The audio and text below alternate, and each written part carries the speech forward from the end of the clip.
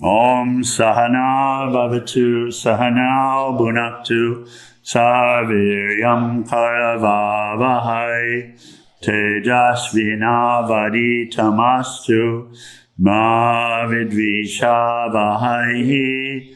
Om Shānti, Shānti, Shāntihi. On below Satguru Sivananda Maharaj Ki, Jai for all the saints and sages of all the traditions. Jai, Hari Om Tat Sat. So, you've been joining us in the mornings, yes? Some of the mornings? Mm-hmm. Yeah, okay, I thought. So you know that we're in thought power, that we're discussing. Okay, that's all. Very good. So we'll continue. We're in the 9th chapter, second to the last chapter. And so here we've already talked about the philosophy of thought and the physics of thought and what is thought and what is it made of and where does it exist and all of this. And now we're working with the thought power itself and really how to change one's life and one's circumstances through changing one's thoughts. So we're now really focused on how to do, continuing that. And this chapter is named From Thoughts to Thought Transcendence. And were you with us yesterday morning? We had a good, okay, no worries. So the concept of from thoughts to thought transcendence is not, transcendence means to go beyond. So transcendental meditation means to go beyond the mind. So transcendence to go beyond, which means really to go beyond the I-ness and mindness. For us living worldly life, worldly life is not a bad name. It doesn't mean living in the world. It means living ruled in our inner world, the inner person, being ruled by the I thought, which is I want, I need, I must have, like this. This feeling, which is the ego sense, feeling of being separate, this relationship with this body, feeling that I am this body, is not true, but it feels like it. It seems like it. And in this state, what we experience is that most all of the thoughts are about me. Even when we think of others in relation to me. So the I has been placed at the center of the universe and everything's about me. And when the body's included, then it's about what will I eat? What should I have? What is the best? Or is this good? Is that good? How would this taste? And, this is being offered. Is this what I really want? And all of this garbage, please forgive. And then, is this person good for me? Is this practice good for me? Where should I live? What should I do? Right? The last Beatles song that they recorded together, the name of it is I, Me, Mine. And it was written by George Harrison, and it was all about this. So it's a pretty kooky song, but that's the theme of it. And it seems like it's all about this. And here in this state, there are thoughts, but it's not just that there are thoughts, it's that we are being ruled by the thoughts. They're like commanding us, and we're their puppet. And we might consider we might have multiple thoughts. We might think, well, I'll go to California, or, well, New York is nice this time of year. Or how about Nepal? Or should I stay? And so And then we could say, well, I'm not ruled by the thoughts because I'm choosing what to do. But it's not really so. You're just choosing between the thoughts, which are coming according to your own conditioning and your own desire system and all of this. So we say, and in that place, there's discussion, how many thoughts a day? We hear a number 75,000 a day. And it's got to be like that because there seems to be hardly a break from the thoughts in this place. And so I'm looking in the back and our feed is struggling a little bit. No, you can't do anything about it. We'll see how it goes. So that's this place where he says from thoughts to thought transcendence. And what we were discussing yesterday is that really thoughts are an instrument in the hands of someone who understands thought. They're used, but not in order to get something. And it's a complete switch of the relationship where we come from the place where the thoughts are ruling us and the mind is our master, to where the light or God is our master and the thoughts are tools or instruments of service, of upliftment, like this. We talked last night, we took the reading, the essay, or the letter from Swami Sivananda, and it was about saintliness, right? And we talked a little bit about the difference between the saints and us. And the only difference is when you look inside, in their inner world, you see an unconflicted inner world. You don't see this jumble of thoughts. You don't see the I-ness and mindness. You don't see them thinking about what they're going to do today and what are they going to get. And, oh my God, today's going to be a terrible day. None of that stuff. There's clarity, there's commitment to the light, however they relate to the Absolute, however they relate, whether they relate. There are saints here that relate to the Absolute as Jesus the Christ. There are saints here that relate to it as Krishna. There are others that relate to it as the unmanifest, as the Absolute unmanifest underlier. There are those that relate to it as the Buddha nature. But they're relating to the same. They're relating still to that Absolute. And for them, the thoughts are not something that they're reacting to. The thoughts are something that they're utilizing for service. We discussed yesterday, like a knife. When you hold a knife in your hand, you don't ask the knife, what should we cut today? And the mind, thought, is just like that. And in the worldly way, when we have taken ourselves to be separate and alone and incomplete, then we're asking the mind to tell us what to do, which is a terrible state. And it's called suffering. When the Buddha shared the Four Noble Truths, there is suffering, starting there. This is the suffering. This is the suffering. And the way to change it is to go beyond it. But what that really means is turning the relationship around, learning how to cultivate useful thoughts, beneficial thoughts, not for you to get something any longer, but as an offering. And the one who does, called a saint. But that's transcending the thoughts, transcending that old relationship with thought. Okay, so we'll continue. It doesn't mean that there is no thought, but it means the relationship with thought changes completely.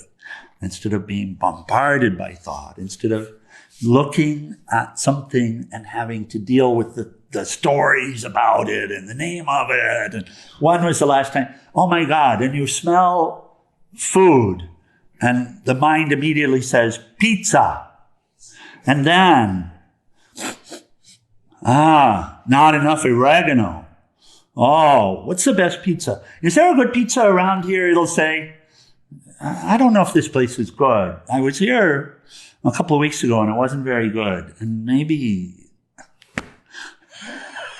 Dazzling. And where is God then?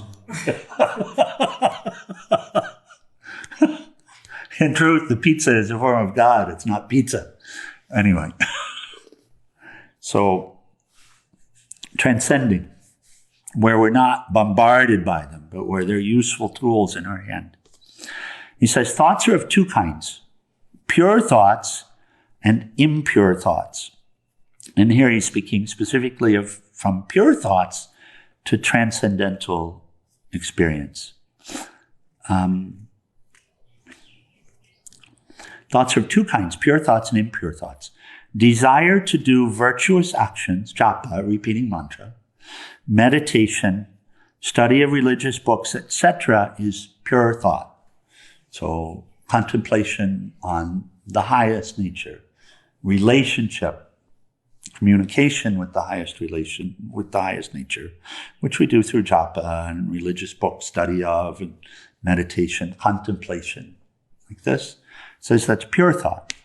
A desire to go to the cinema to hurt others and to seek sex relations is impure thought.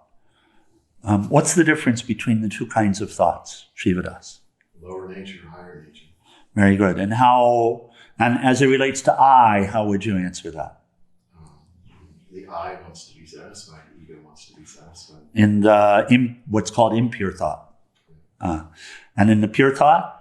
The surrendering to spirit, surrendering to God. The I is the mind is surrendering. Yeah, Om. And the experience of I is the greater I, the good of the whole, instead of my little self, my good. So that's the difference he's relating to between pure and impure. We could also say in a just a very practical way, if we just for a moment accept the teachings that we're all one, if we just say, okay, fine, I get it, and we don't have to understand it, and you don't have to accept it forever. Really, the goal is to learn it in a way where you know it, where it's experiential for you. It's not just an idea any longer. But if we just accept it for a moment and say, okay, so we're all one. We're all one. Whatever, and if we're all one, then it makes sense that whatever I do to another, I do to myself, right? So, and we talk about karma, and the idea in the West is like, I'm going to do something and later on something will happen to me. But really what it is if we accept that we're all one, then as soon as you do something to someone else, you've done it to yourself. As soon as you do it. There might be a time delay, but that's just the way the universe works. But you've done it. So, okay. So if we accept that for a moment, then to put one's own self-interest, little tiny self-interest ahead, and do something bad to another, take something from them, for example, take something from them, because I want it.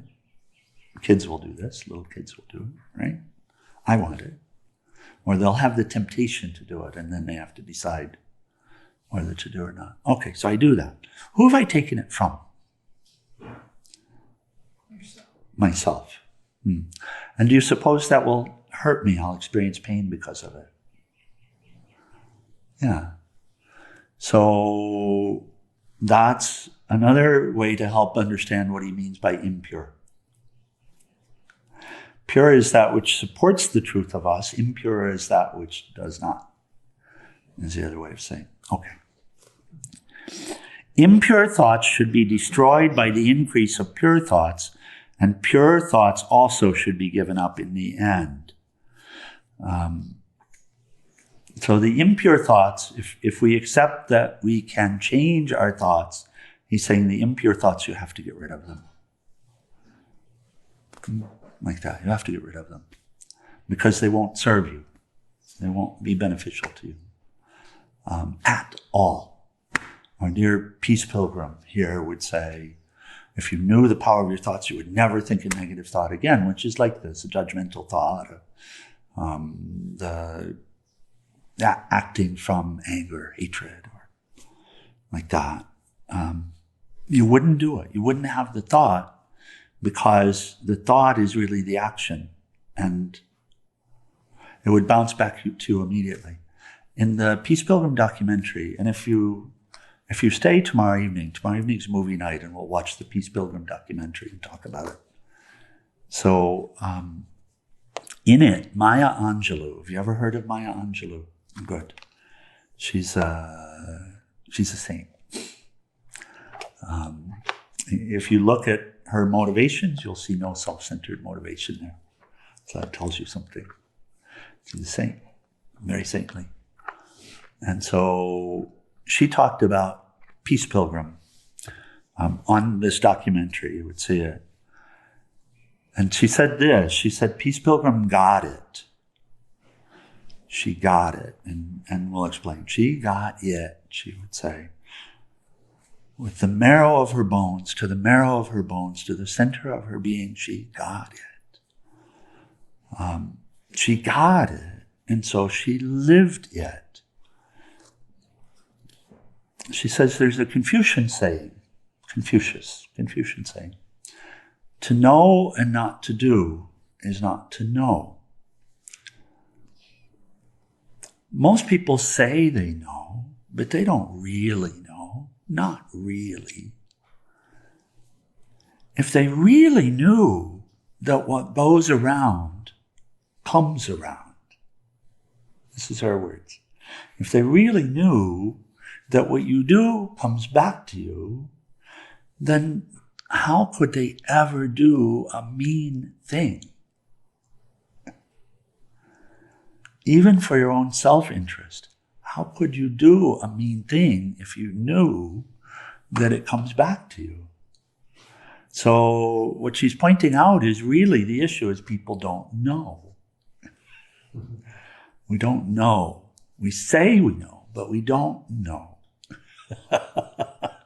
And this is why in the yoga system, yoga science, the pinnacle, the highest rung of the ladder is knowledge. But knowledge has to be understood. It has to be integrated. It has to be really known. And it's like this. If you really knew the power of your thought, if you really knew what an impure thought did to you and to all, then you could not allow yourself to entertain it. And this will happen, dear. This will happen, because the more you do work in spiritual practice, and the more you introspect, and the more you meditate, and the more you really work to be in relationship with this highest, the more you come to see that you can't also be in that same kind of relationship with the lowest, because you know what it does. You know what it does to take something from someone. You know what it does to think bad thoughts about them. You know what it does to backbite or to gossip about them. You know it, and therefore you don't do it. Like that. And you know the power of the pure thought. You know the uplifting power of thinking a beneficial thought towards another. You've learned at that point to see that when you see them in their pure sense as soul, that when you see them, you help them to see themselves in the same way. And seeing that, you could never go back.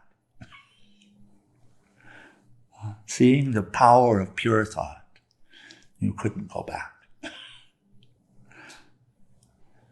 And so this is what he's saying. And he says, good always overcomes, or let's say it this way, positive always overcomes negative. Love always overcomes hatred. You know, and we see this because we can think that we hate someone, but if we choose to love them, that hate is gone. You know what? If we choose to see ourselves in their situation and identify with them, right? Compassion comes, the heart opens, and love always wins out. The pure always wins out over the impure. The thing is, you have to work to cultivate it. You have to work to bring them. Right, Hari? You have to do the work to bring them. But if you do it, then the mental environment changes. And so what he's describing is the path to awakening. He says you cultivate pure thoughts, and you use those pure thoughts to replace or overcome the impure thoughts. And you don't stop until you're done. When a judgmental thought comes, you may not notice it right away, but later on you'll see, I did this. I thought this about this person. And I can't think that way about that person. You'll have that inner conversation, right? And so you say, let me bring a pure thought. Let me bring the thought that they're soul, and they're perfect as a soul. And whatever I was seeing as a defect is only in the clothing that they're wearing. Yes? Let me see that. And as soon as you bring that thought like that, then you actually see it. And it'll be work to keep it. But that's good work. That's beneficial work, right? And then he says, thoughts gain strength by repetition. And it works both ways. If we repeat the sensual enjoyments, the sensual thoughts, the impure thoughts gain strength. But if we repeat the divine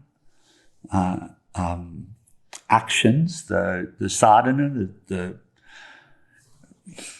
what is sadhana? Sadhana really is living life in a way that we learn to see, hear, taste, touch the highest every moment, to relate to the highest every moment.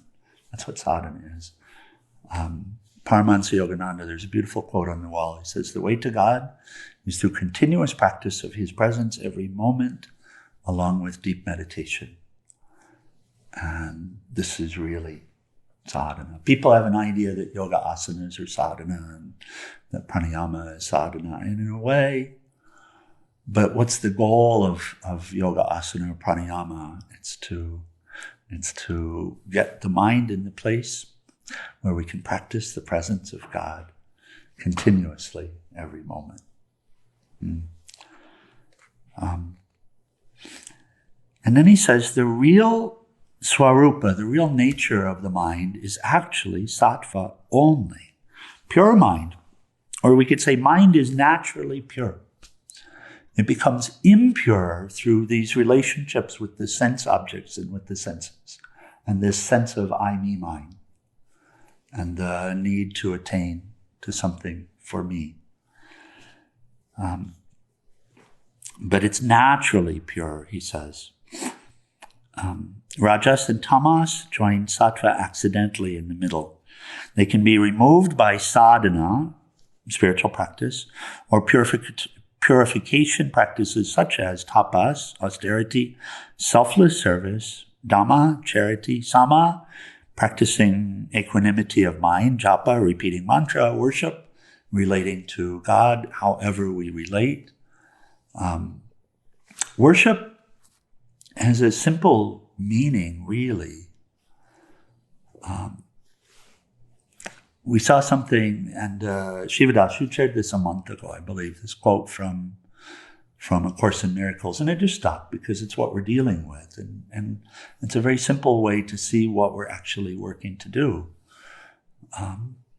Coming into this birth, all of us are finding that this ego sense, this feeling of being separate, has been placed on the altar of our life. And we worship it because we follow it. But the light, God, Christ, Buddha, says that's a false notion. It's a false idea. It's delusion. Yes? It's delusion. It's incorrect.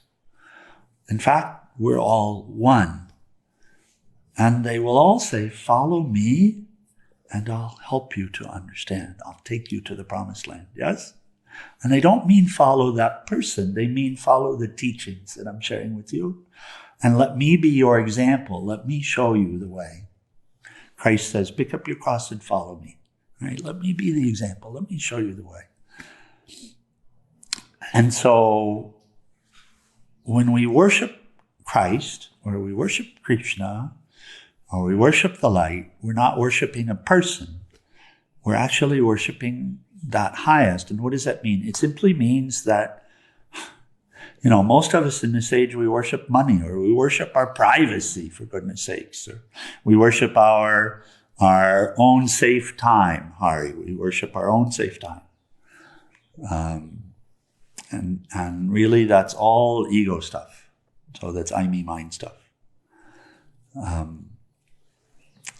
The quote said, who do you place on your altar? Do you place the ego on the altar, or do you place Christ on the altar?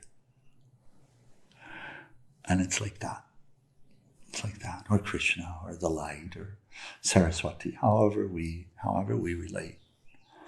And what does it mean? It means I live to please the ego, to satisfy the ego in one way, which you can't ultimately do because it is voracious.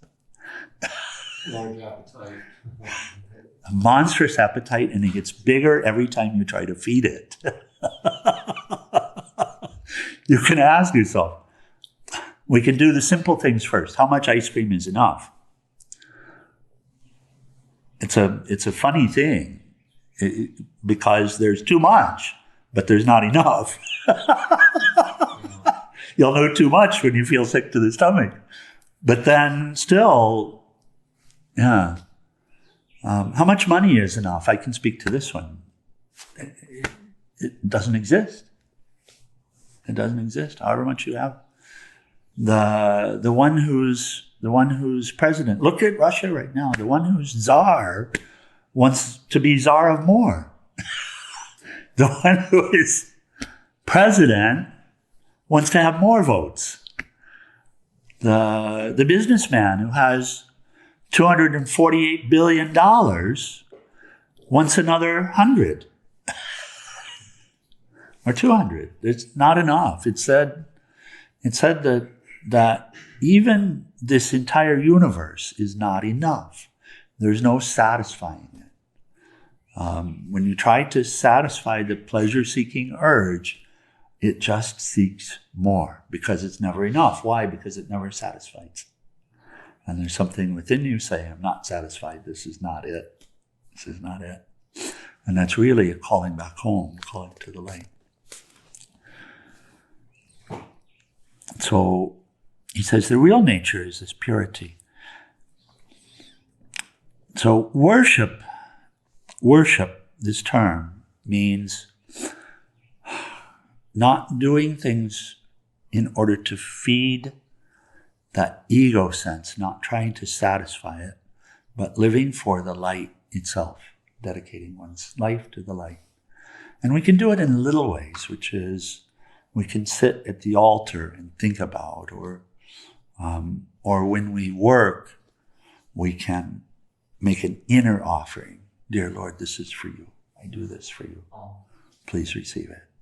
It's very simple like that. And these are different types of worship. Worship's not what we traditionally think of. It's just developing this relationship and making life bit by bit offering. And with those practices, he says, that develops the divine qualities.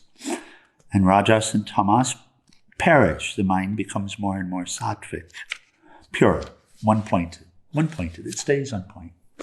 What we call samadhi means where the intellect isn't seeking anymore. It stays one-pointed, balanced, whatever happens. Hari, we were talking the other day about this. Now there's a notion, I need a certain experience. I need to be around people that are a certain way. I need only to experience this type of feeling. Happiness alone, sadness will not do. But sadness is a part of this limited reality.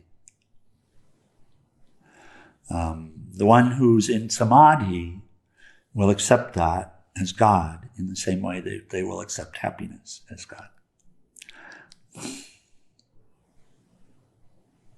There's only God here.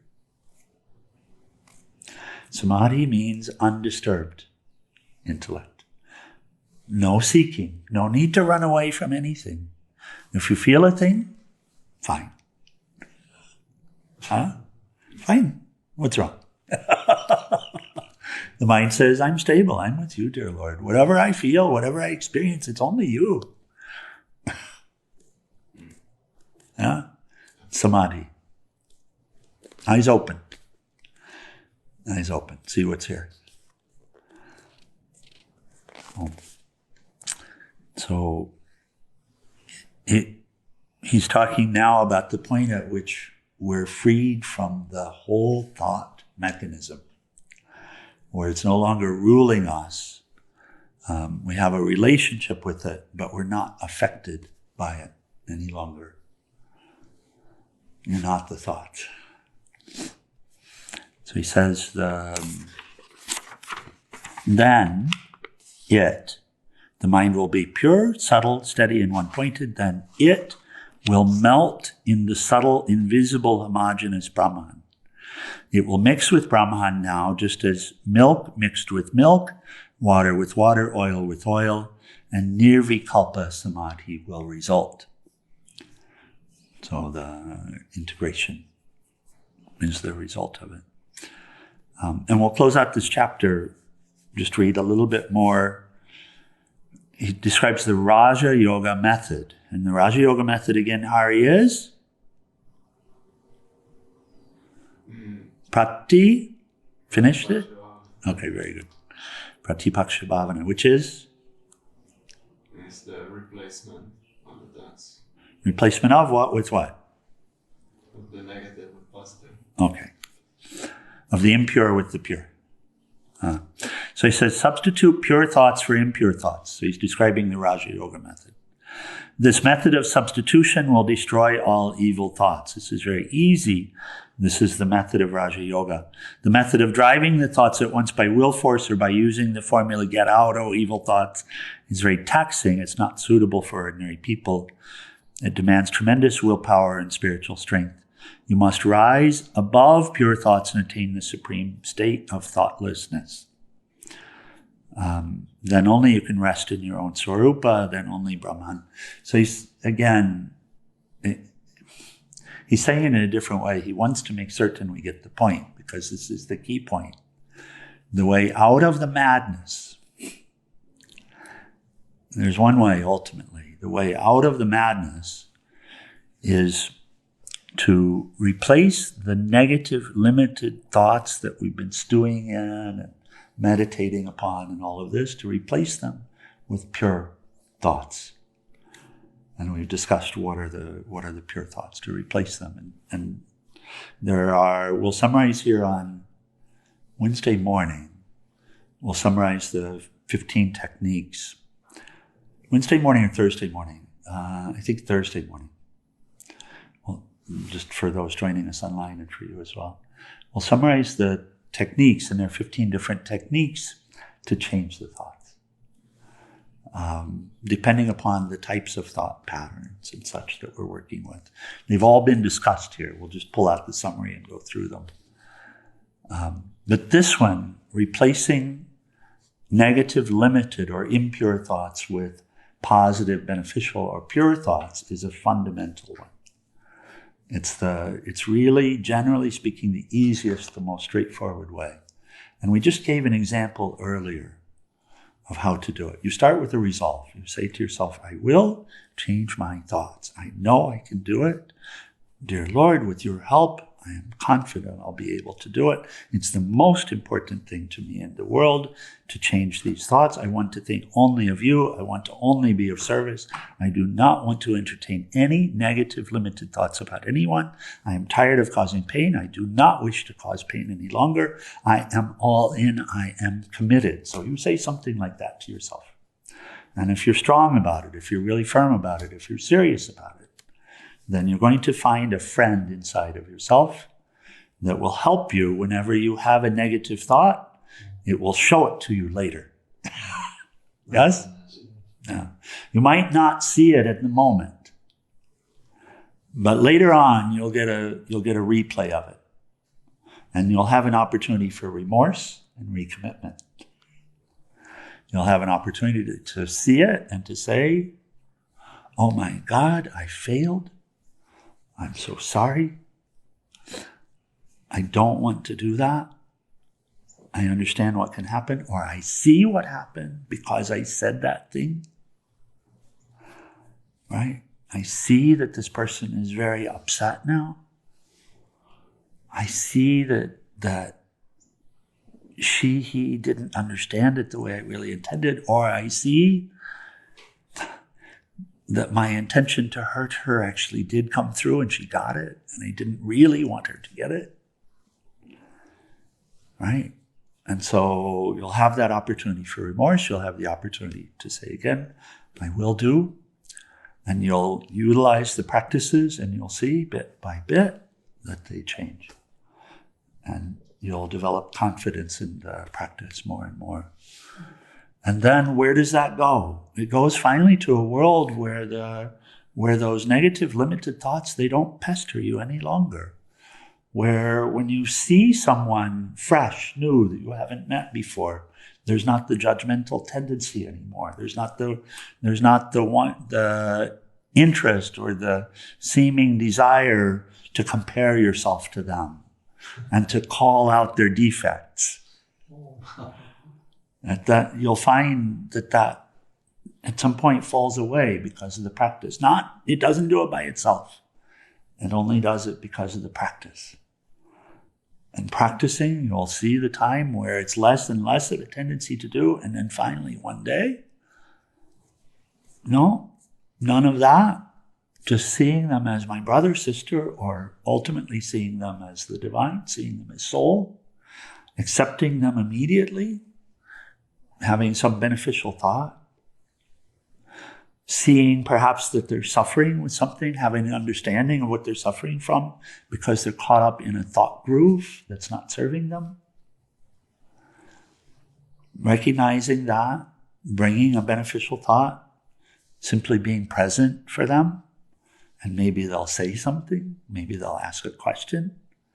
And if you're present and you're listening, still seeing them as a soul, then perhaps some inspiration will come through that you can share because they're really interested at that point, because they feel accepted by you instead of rejected by you.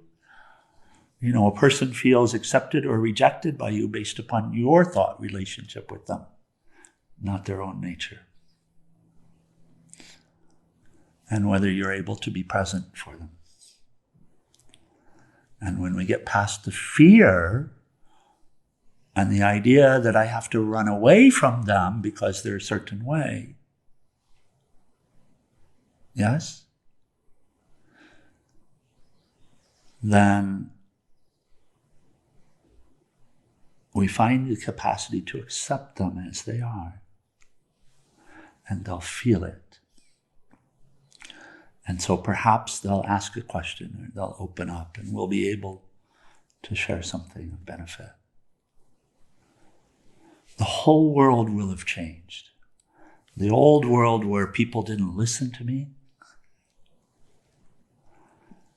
will become a new world where I don't have to be heard, but I am present. And if I can be of benefit, please use me to be of benefit. And in that new world, you'll get asked questions. And you'll find the capacity to tune in. And benefit will come through. And then, from there, you lose yourself completely.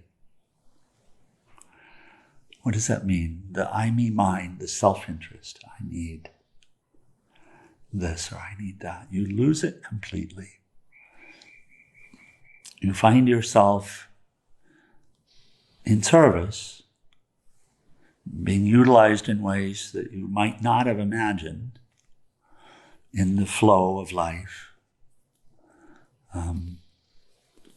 Not feeling disturbed by the things that are happening around you.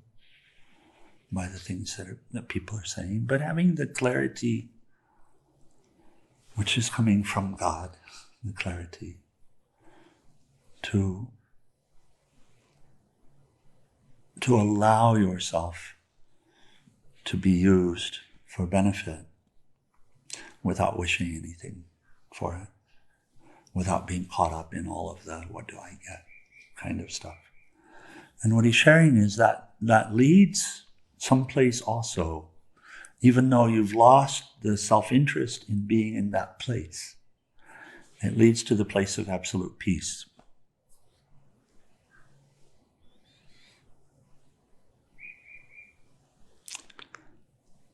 And so that's called transcendence of the thought. You've never actually been the thought. Intuition, what we call intuition, is not thought. They're not the same. What we call intuition is the self, capital S self, or God. With the thoughts, with the I, me, mine stuff, we block it. We tie knots in that intuitive channel. But in this process, we open it up. And we don't even talk about whether we're with God anymore. We just find ourselves in the company. Okay. Hari Om Tat Sat. Questions or comments?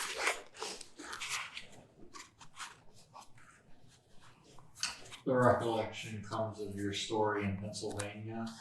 Yes. Where you, or I think that's where it was, where that big breath came when, in the topic of transcendence of thought. Could you share that story again? Yeah.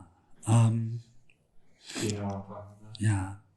It's still at a lower level, as it were, but it's a breakthrough.